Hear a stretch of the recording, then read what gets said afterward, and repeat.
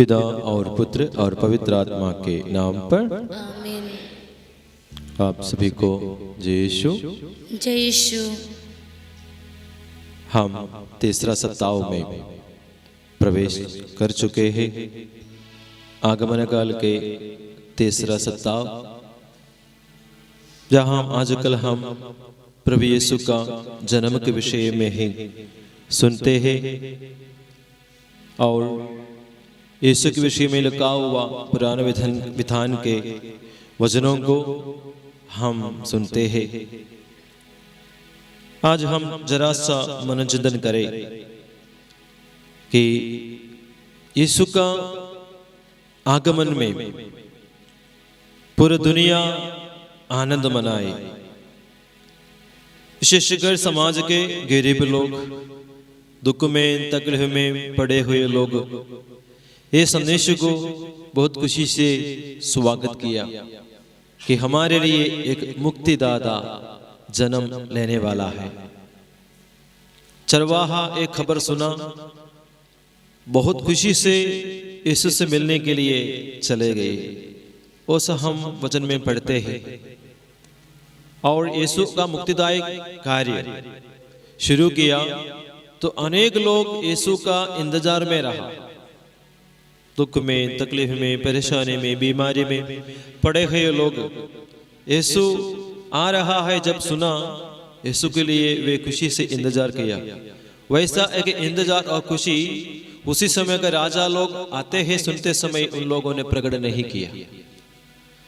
इस तरीके से बेथलेहम, पूरा गलीलिया, पूरा इस्राएल में यीशु का उपस्थिति में लोग उपस्थित होने के लिए आग्रह किया। बहुत उत्साही थे यीशु के साथ रहना, चलना, यीशु का वचन सुनने में। लेकिन जरा सा एक बात को हम इसके विरोध में हम देखें। यीशु का आगमन से दो जन परेशान हुए, बहुत मुसीबत में डाल दिया दो जन को। उसमें एक व्यक्ति को जन नहीं बोल सकते, दूसरा तो शैतान है। सबसे पहले हम देखते हैं हेरोद राजा। यीशु का जन्म के विषय में जब खबर सुना, ये संदेश सुनाया गया तो सबसे ज्यादा परेशान हुआ हेरोद राजा, क्योंकि प्रभु का एक वचन इस प्रकार है, मत्ती का सुसमाचार अध्याय 2 वचन संख्या 6, बेथलेहम यूदा की भूमि, तू यूदा के प्रमुख नगरों में किसी से कम नहीं है, क्योंकि तुझ में एक नेता उत्पन्न होगा और जो मेरी प्रजा इस्राएल का चरवाहा बनेगा। लिखा है तुझ में एक नेता उत्पन्न होगा, इस्राएल में एक नेता उत्पन्न होगा। सच में एक घटना घटित हुई। यीशु का जन्म के विषय में उसी समय सुनाया गया जब हेरोद राजा था।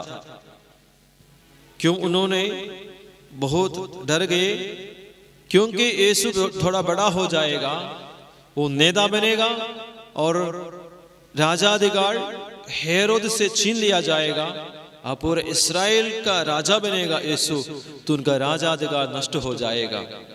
इसलिए उनके मन में डर समा गया और यीशु को किसी न किसी तरह मारने का निर्णय लिया।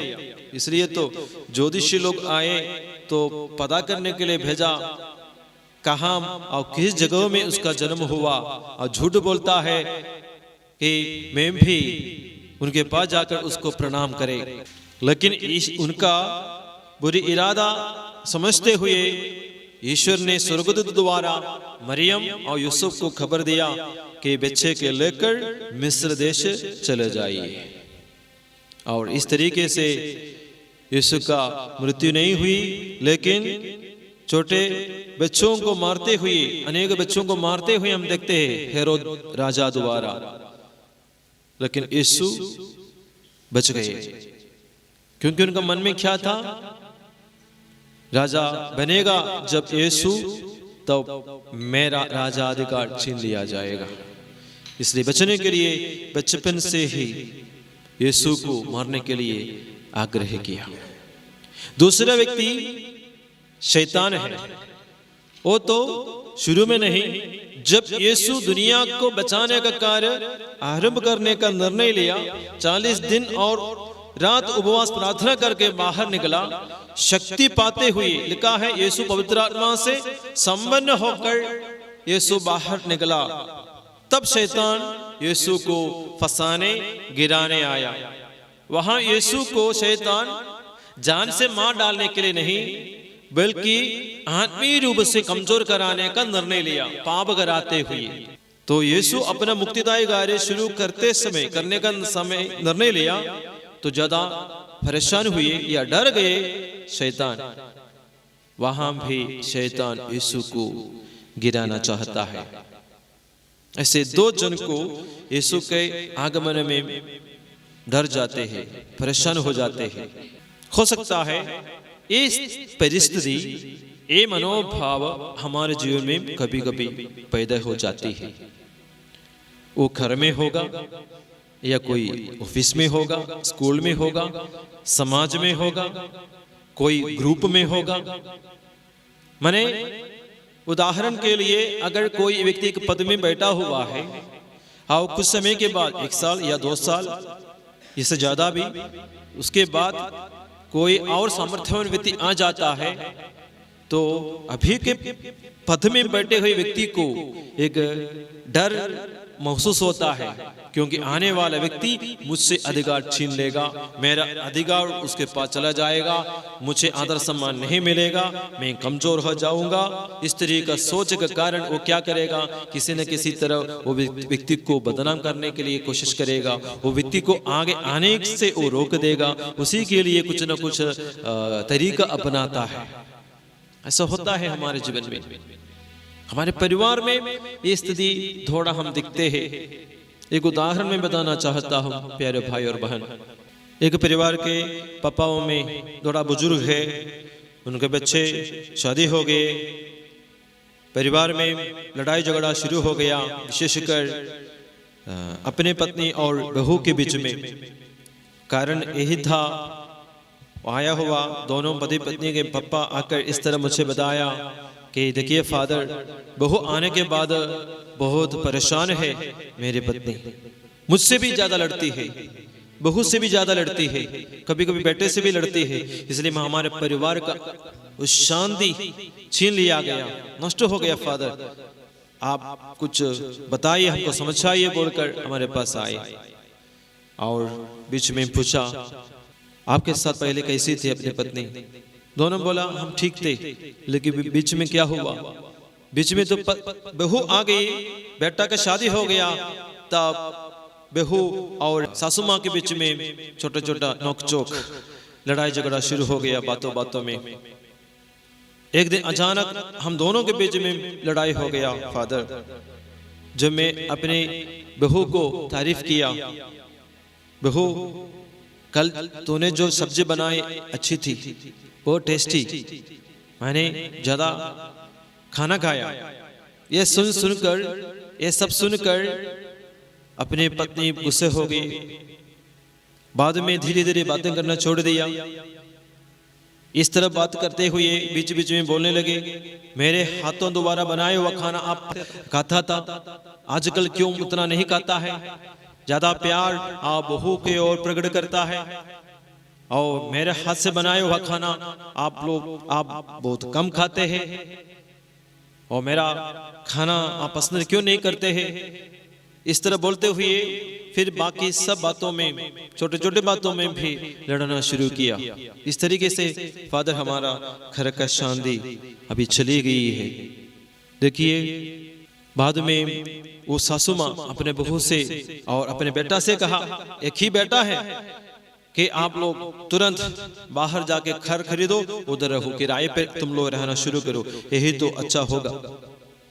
इसलिए बीच बीच में छोटे छोटे मामले में लड़ाई होना शुरू किया।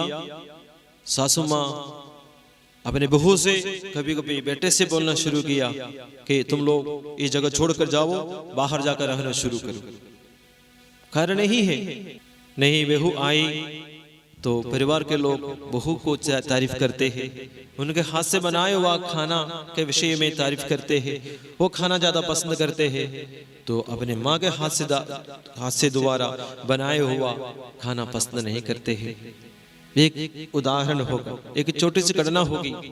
इसके अलावा और है, ऑफिस में भी कोई आता है नया व्यक्ति, तो दूसरे लोग डरते हैं शायद मेरा अधिकार उसको दे दिया जाएगा, अगर मुझसे ज्यादा एफर्ट करके अच्छा काम करेगा, मुझसे ज्यादा तारीफ उसको मिलेगी, मेरा अधिकार छीन लिया जाएगा, मेरा नाम कम हो जाएगा।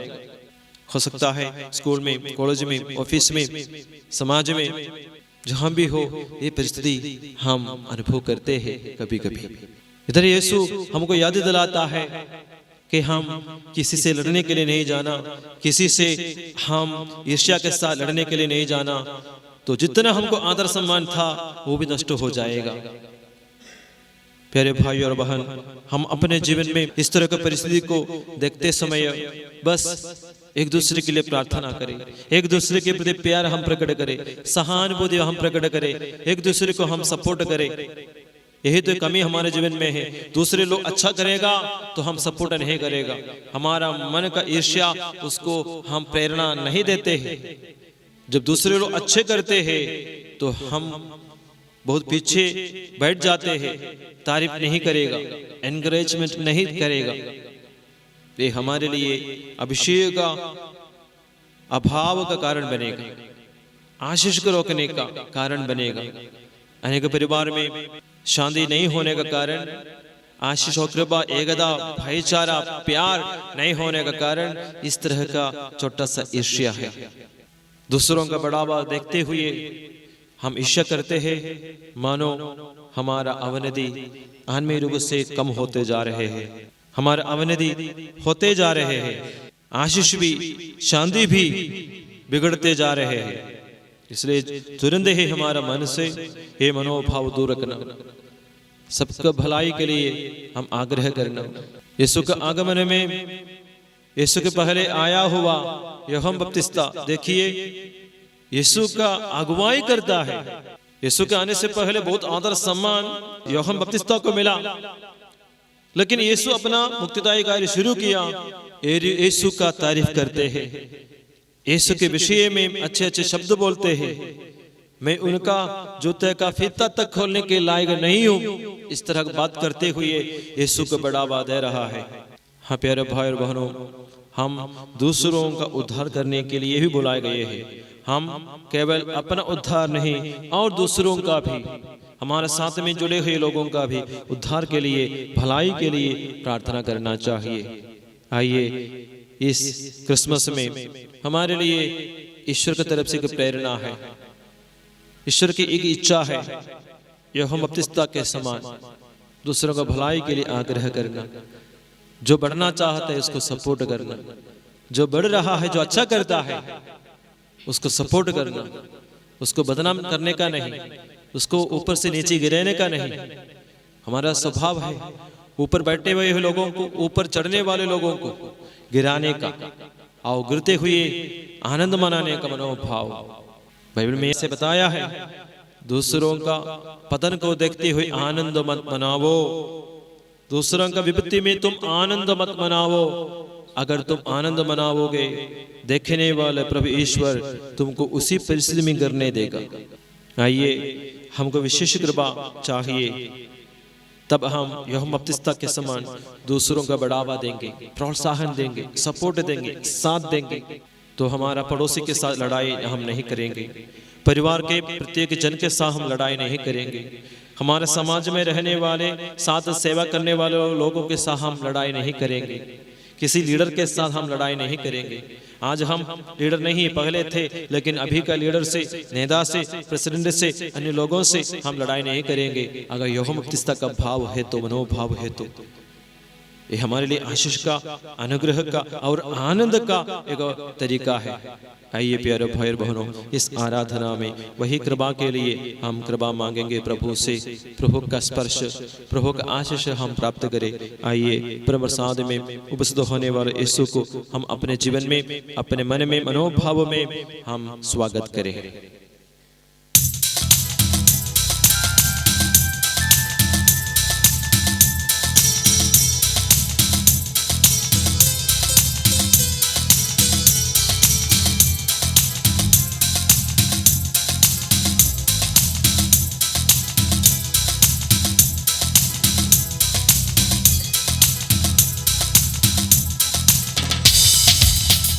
तेरी बंदी तुझे चुना चाहते हैं, ओ आजा यीशु राजा। तेरी बंदी तुझे चुना चाहते हैं, ओ आजा यीशु राजा। तेरी बंदी तुझे चुना चाहते हैं, ओ आजा यीशु राजा। तेरे बंदे तुझे चुना चाहते हैं, ओ आजा यीशु राजा। तेरे चुने से जीवन मिलता है, तेरे चुने से जीवन मिलता है। तेरे चुने से जीवन मिलता है, तेरे चुने से जीवन मिलता है। तेरे बच्चे तुझे चुना चाहते हैं, ओ आजा यीशु राजा। तेरे बच्चे तुझे चुना चाहते हैं, ओ आजा यीशु राजा। तेरे चुने से शांति मिलता है, तेरे चुने से शांति मिलता है। तेरे चुने से शांति मिलता है, तेरे चुने से शांति मिलता है। तेरे बच्चे तुझे चुना चाहते हैं, ओ आजा यीशु राजा। तेरे बच्चे तुझे चुना चाहते हैं, ओ आजा यीशु राजा। तेरे चुने से प्यार मिलता है, तेरे चुने से प्यार मिलता है। तेरे बच्चे तुझे चुना चाहते हैं, ओ आजा यीशु राजा। तेरे बच्चे तुझे चुना चाहते हैं, ओ आजा यीशु राजा। तेरे चुने से आशीष मिलता है, तेरे चुने से आशीष मिलता है। तेरे चुने से आशीष मिलता है, तेरे चुने से आशीष मिलता है। तेरे बच्चे तुझे चुना चाहते हैं, ओ आजा यीशु राजा। तेरे बच्चे तुझे चुना चाहते हैं, ओ आजा यीशु राजा। तेरे बच्चे तुझे चुना चाहते हैं, ओ आजा यीशु राजा। तेरे चुने से आत्मा मिलता है, तेरे चुने से आत्मा मिलता है। तेरे चुने से आत्मा मिलता है, तेरे चुने से आत्मा मिलता है। तेरे बच्चे तुझे चुना चाहते हैं, ओ आजा यीशु राजा। तेरे बच्चे तुझे चुना चाहते हैं, ओ आजा यीशु राजा। तेरे बच्चे तुझे चुना चाहते हैं, ओ आजा यीशु राजा। तेरे बच्चे तुझे चुना चाहते हैं, ओ आजा यीशु राजा। तेरे बच्चे तुझे चुना चाहते हैं, ओ आजा यीशु राजा। तेरे बच्चे तुझे चुना चाहते हैं, ओ आजा यीशु स्पर्श का अनुभव हमें दे प्रभु। हमें आपको देखने का, आपको स्पर्श करने का इच्छा भर दे प्रभु। इस वक्त आपकी आराधना करने का इच्छा भर दे प्रभु, क्योंकि ये आराधना में प्रभु आपका आशीष है, आपका छुटकारा है, आपका शांति है। जितना हम आपका दर्शन चाहते हैं, आपको छूना चाहते हैं, उसी के अनुसार प्रभु मेरा मन बदलाव हो जाए, गलत इरादा दूर हो जाए। हेरोद राजा का मनोभाव अगर मेरे मन में है कि दूसरों का अवनति मेरा उन्नति वो दूर हो जाए। ईश्वर सबका आशीष, सबका उन्नति चाहा, वही यीशु पापियों के लिए ही मरा, केवल धर्मियों के लिए नहीं।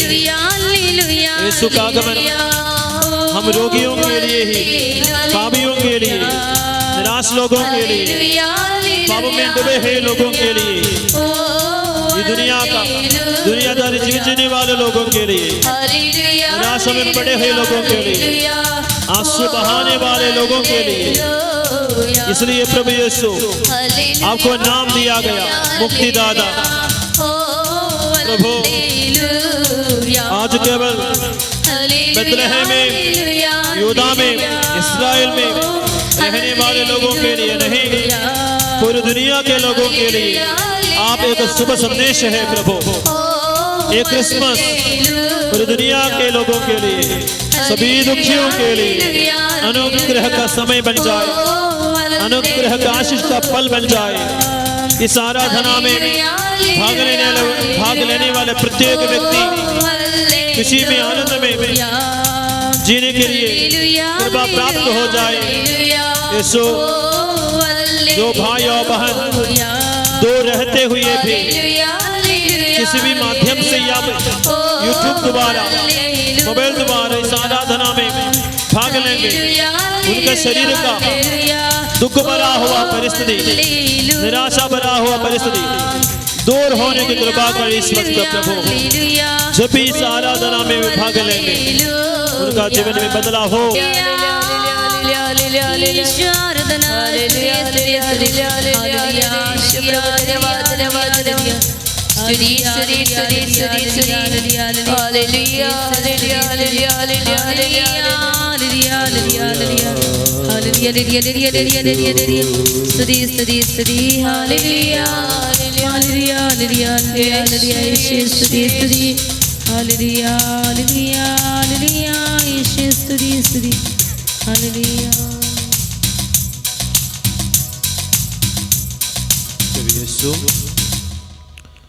हे प्रभु यीशु, आपका आगमन अनेकों के लिए खुशी का, आशीष का, छुटकारा का, क्षमा का, चंगाई का समय बन गया प्रभु। कृपा मांगते हैं इस आराधना में भाग लेने वाले प्रत्येक भाई और बहन आशीष में, अनुग्रह में जीवन बिता सके प्रभु। प्रार्थना करते हैं इन सभी लोगों को। हे प्रभु यीशु, इस आराधना में अनेकों को हम याद करते हैं, चढ़ाते हैं। कई लोगों ने प्रभु निवेदन चढ़ाए हैं, यहाँ आते हुए या मध्यस्थ प्रार्थना मांगते हुए फोन द्वारा भी प्रभु यीशु कई लोगों ने निवेदन चढ़ाए हैं। या इस आराधना में भाग लेते वक्त अनेक लोग कमेंट बॉक्स में अपना अपना समस्या बताई है। यीशु सुनने की कृपा कर प्रभु। उन लोग अभी जहाँ भी हो वहाँ आपका आशीष पहुँचने दे यीशु। उन लोगों पर दया कर, उनका समस्या पर अधिकार ले यीशु। पाप में डूबे हुए लोगों को बचाइए, अंधकार का शक्तियों से बचाइए प्रभु। प्रार्थना करते हैं यीशु, ये क्रिसमस अनेकों के लिए नया भरोसा का, खुशी का समय बन जाए। पाप से दूर रहने का, नशेबाजी दूर रहने का निर्णय लेने की कृपा मांगते हैं। यीशु इस वक्त हम समर्पित करते हैं उचित भंगार, वो डेंगू बीमारी से पीड़ित है यीशु इस वक्त, वो भाई के लिए हम प्रार्थना करते हैं। जकरियास दनवर के लिए प्रार्थना करते हैं जो इस वक्त प्रभु हर तरह का पाप से, परेशानी से वे छुटकारा पाना चाहते हैं यीशु। और एलिसबेथ खालको के लिए प्रार्थना मांगते हैं कि जो बीमार है चंगाई के लिए वो अनन्य विनय करते हैं यीशु। और मरिया गुरेती के लिए प्रार्थना करते हैं और मोती मुर्मू के लिए भी उनके जीवन में प्रभु आपका आशीष और अनुग्रह हो, ताकि वे अपने जीवन का परेशानी से दूर रहे, प्रभु मसीह के वचन के अनुसार जीवन बिता सके। प्रभु हम प्रार्थना करते हैं। मेरे पिताजी जीवन हो तुम, सब कुछ मेरा अर्पित है। मेरे पिताजी जीवन हो तुम, सब कुछ मेरा अर्पित है, अर्पित है, अर्पित है, अर्पित है, अर्पित है, सब कुछ मेरा अर्पित है, सब कुछ मेरा अर्पित है। प्रभु यीशु समर्पित करते हैं तेरेसा पुष्पिका के लिए जो एक अच्छा जॉब की तलाश में है। प्रभु यीशु उनको एक अच्छा जॉब देकर प्रभु आशीर्वाद दे। वर्जीना करकटा के लिए प्रार्थना मांगते हैं जो काफी दिन से सिर दर्द से वो पीड़ित है। प्रभु यीशु बेटे को चंगा करने की कृपा कर। और गैंगसा जो लोंगडिंग डिस्ट्रिक्ट से है प्रभु, जो अपना जीवन अच्छा होना चाहते हैं, उनके जीवन में बदलाव होना चाहते हैं प्रभु यीशु। और लोवांग अपना शरीर में तकलीफ है, ब्लड प्रेशर से वो जूझ रहे हैं प्रभु यीशु, और स्ट्रोक से वो पीड़ित है प्रभु, उनको आप स्पर्श करके उन्हें चंगा करने की कृपा का हम प्रार्थना करते हैं। मेरे पिताजी प्रेम हो तुम, सब कुछ मेरा अर्पित है। मेरे पिताजी प्रेम हो तुम, सब कुछ मेरा अर्पित है, अर्पित है, अर्पित है, अर्पित है, अर्पित है, सब कुछ मेरा अर्पित है, सब कुछ मेरा अर्पित है। प्रभु यीशु प्रताप टोपो के लिए प्रार्थना करते हैं यीशु, जो काफी दिन से कैंसर बीमारी से पीड़ित है। प्रभु यीशु बेटी, छोटी बेटी पुष्पा के लिए हम प्रार्थना करते हैं, वो ब्लड कैंसर से पीड़ित है यीशु, उनका हालत गंभीर है, चल नहीं फिर पा रही है। वो बेटे के लिए हम प्रार्थना करते हैं, सो स्पर्श करके उन्हें चंगा करने की कृपा कर। प्रभु सुनिधा धनवर के लिए प्रार्थना करते हैं, वो भी काफी दिन से पेट दर्द और कमर दर्द से पीड़ित है। बेटे को स्पर्श करके चंगा करने की कृपा कर। अनूप रियांशी प्रभु, वो बेटे के लिए हम प्रार्थना करते हैं, वो भी काफी दिन से बुखार से पीड़ित है, इलाज करने पर भी ठीक नहीं हो रही है। वो बेटे को प्रभु यीशु इस वक्त स्पर्श करके चंगा करने की कृपा कर, और जल्दी ही जल्दी प्रभु अच्छा स्वास्थ्य प्रदान कीजिए। राजू स्वामी के लिए प्रार्थना करते हैं, प्रभु यीशु वो भी बीमार है, प्रभु यीशु उनका शरीर पर अधिकार लेते हुए उन्हें स्वस्थ चंगा करने की कृपा मांगते हैं। और इन्हीं दिनों में प्रभु यीशु और अलग अलग लोग इधर आकर निवेदन चढ़ाए हैं, प्रभु यीशु उनका उनका सारा समस्या पर अधिकार लीजिए, उनके परिवार पर अशांति का माहौल पर अधिकार लीजिए प्रभु यीशु। अनेक लोगों का शरीर में जो बीमारी है इसे दुखित है प्रभु, उनको भी इस वक्त आपके उठाते हैं, उनके लिए हम प्रार्थना करते हैं प्रभु यीशु। इस वक्त ऐसे कोई लोग होंगे प्रभु जो इस ऑनलाइन आराधना में भाग लेते हुए प्रार्थना करते हैं, दुख में, तकलीफ में, परेशानी में, बीमारी में पड़े हुए लोग इस वक्त इसमें भाग लेते होंगे। उनका भी दुख को, तकलीफ को हम याद करते हैं प्रभु यीशु। हम उसको देखते नहीं समझते हैं, बल्कि प्रभु स्वर्ग से उनको देखते हैं, उनका हृदय का दर्द को समझते हैं प्रभु यीशु। उन्हें स्पर्श करके चंगा करने की कृपा कर, उनका आंसू को पोंछ डाले प्रभु, उनका मन का दुख हल्का कर दे प्रभु यीशु। उनका सारा परिवार का, जिंदगी का, शरीर का सारा पाप का बंधन को तोड़ दे प्रभु। आपके हाथ उठाकर एक पल हम आपकी स्तुति करते, आपकी आराधना करते हैं। हालेलुया हालेलुया हालेलुया हालेलुया, यीशु तेरी आराधना, यीशु तेरी महिमा, तेरी आराधना, तेरी महिमा। इस वक्त इस आराधना में भाग लेने वाले व्यक्ति चाहे जहां से भी प्रार्थना करते होंगे, उनका निर्णय स्वीकार करने की कृपा कर प्रभु यीशु। उनका दुख में, तकलीफ में अधिकार दीजिए, उन्हें सांत्वना दीजिए, सारा बंधन खुल जाए, यीशु का शांति भर जाए, यीशु ने बचाइए प्रभु यीशु। हालेलुया, यीशु नासरी के नाम का सामर्थ्य से इस वक्त अनेक लोग प्रभु का आशीष प्राप्त करें। जिन लोगों के लिए इस वक्त आराधना में भाग ले रहे हैं, उनके जीवन में भी प्रभु की महिमा प्रकट हो प्रभु यीशु। कृपा मांगते हैं, कृपा मांगते हैं प्रभु, आशीष मांगते हैं, आशीष मांगिए। प्यारे भाई और बहनों, इस वक्त यीशु मसीह का आशीर्वाद हम प्राप्त करें। अब एक बार अपने को हम समर्पित करें, पूर्ण समर्पण करें। यीशु के पास समर्पित किया गया कोई भी निवेदन अधूरा नहीं रह जाता है, वो अपने भक्तों को आशीष से भर देता है। प्यारे भाई और बहन, हम इस वक्त यीशु के सामने घुटने टेके, जितने लोग घुटने टेक सकते हैं, जहां भी हो आप घुटने टेकते हुए भक्ति के साथ यीशु की आराधना करें, यीशु की प्रणाम करें, यीशु का आशीर्वाद हम प्राप्त करें।